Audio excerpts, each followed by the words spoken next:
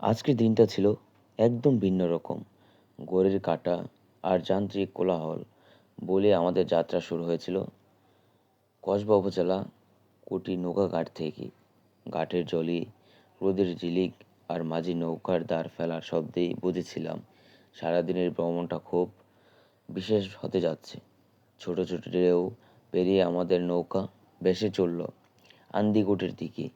চারপাশের খোলা বাতাস, নদীর দুপাশের প্রকৃতির অপরূপ সৌন্দর্য আর জলের ছলাৎ ছলাৎ শব্দ সবকিছু মিলিয়ে মনটা এক নিমিষেই শান্ত হয়ে গেল। আন্দিকুটে পৌঁছানোর পর আমাদের সকলে মিলে সেই নদীর বুকে মনের আনন্দে ঝাঁপ দিয়ে সকল মনের দুঃখ ক্লান্ত দিয়ে আসলাম।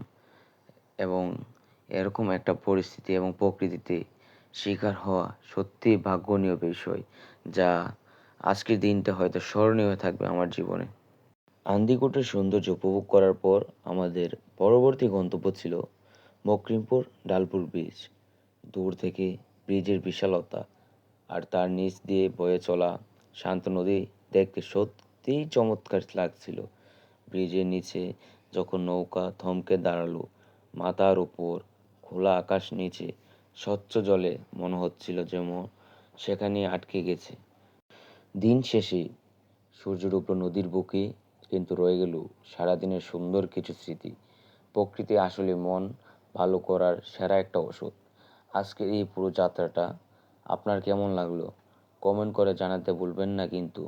দেখা হবে নতুন কোনো পথে, নতুন কোনো গল্প। সবাই ভালো থাকুন, সুস্থ থাকুন। আসসালামু আলাইকুম।